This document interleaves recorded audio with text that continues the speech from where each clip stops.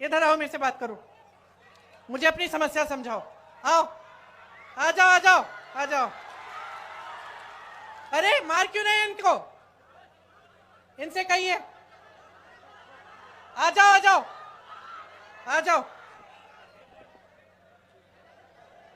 मैं बुला रही हूं, आने दीजिए, आने दीजिए इन्हें।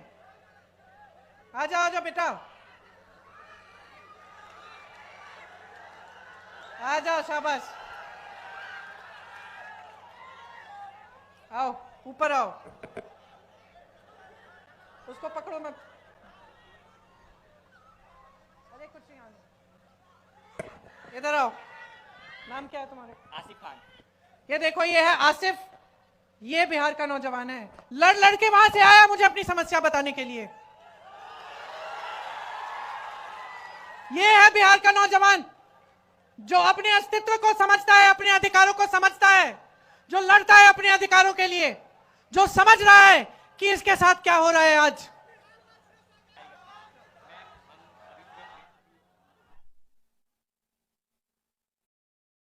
सुनिए, ये क्या बता रहे हैं मुझे कि इनके भाई ने नीट का एग्जाम दिया और उनके जैसे जो अभी एसएससी का एग्जाम, एसएससी का एग्जाम हुआ, उन्होंने, काफी नौजवानों ने वो एग्जाम दिया और ये मुझे बता रहे हैं कि जिस तरह से रिजल्ट आ रहे हैं उससे दिख रहा है कि फिर से पेपर लीक हुआ है। कह रहे हैं कि जब प्रदर्शन करने गए, अपने अधिकार मांगने गए, तो इनको पुलिस ने पीटा, कि प्रशासन ने दबाने की कोशिश की। जैसे यहां पे जब अपनी बात करने लगे तो आपने इनको रोका। पुलिस वाले मेरे साथी हैं, आपकी गलती नहीं है, आपकी गलती नहीं है, आप अपनी ड्यूटी कर रहे हैं। आपको बताया गया है कि आपकी ड्यूटी जनता की आवाज को दबाना है, यह बताया गया है, क्योंकि आपकी सरकार है वो ऐसी सरकार है जो जनता की आवाज सुनना नहीं चाहती है। मैं आपको एक बात बताना चाहती हूं, मेरे बचपन की बात है। मेरे पिताजी प्रधानमंत्री थे, मैं उनके साथ अमेठी गई, अमेठी उनका संसदीय क्षेत्र था, बैठ जाइए आप। मैं उनके साथ अमेठी गई, छोटी सी थी, 10-12 साल की थी, पीछे पीछे चलती थी।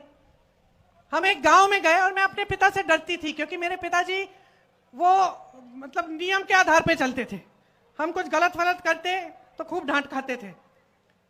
पिताजी गांव के अंदर गए, मैं पीछे पीछे गई और एक महिला बड़ी जोर से उनको डांटने लग गई।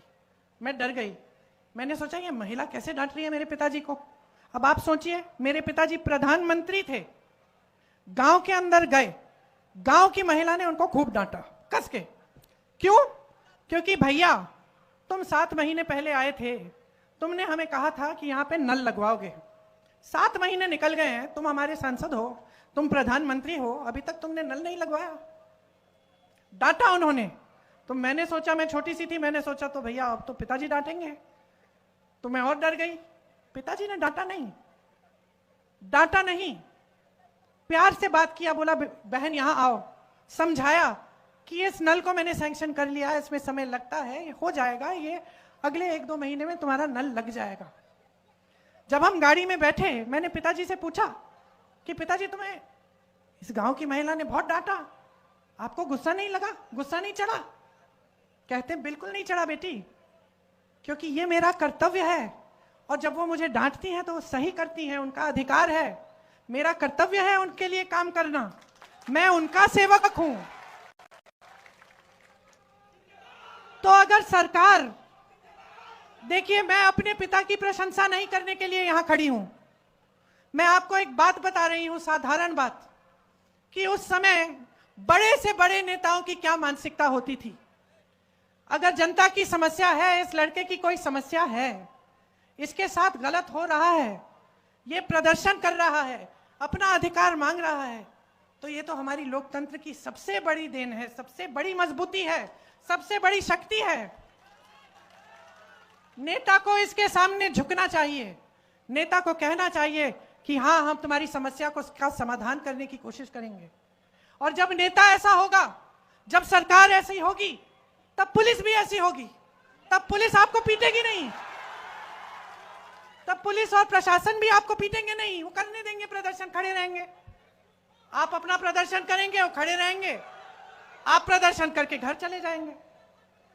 तो इनकी गलती नहीं है, ये भी अपनी ड्यूटी कर रहे हैं, क्योंकि इनकी सरकार इनको कह रही है कि जाओ दबाओ इस प्रदर्शन को। तो समझ लीजिए कि बदलाव आपको हर स्तर पर चाहिए, आपको हर स्तर पर लाना है। आपको मानसिकता का बदलाव चाहिए, आपको सरकार जैसे चलती है उसमें बदलाव चाहिए, आपको भ्रष्टाचार खत्म कराने के लिए बदलाव चाहिए, आपको विकास लाने के लिए बदलाव चाहिए, आपको अपने भविष्य को मजबूत बनाने के लिए बदलाव चाहिए। बदलाव लाइए, आपके हाथों में है, आपके ही हाथों में है। बिहार को शक्ति दीजिए। जिंदाबाद, प्रियंका गांधी जिंदाबाद, प्रियंका गांधी जिंदाबाद, कांग्रेस पार्टी जिंदाबाद, प्रियंका गांधी जिंदाबाद, प्रियंका गांधी जिंदाबाद, राहुल गांधी जिंदाबाद। साथियों, हम सबके बीच में हम सबके जनप्रिय नेता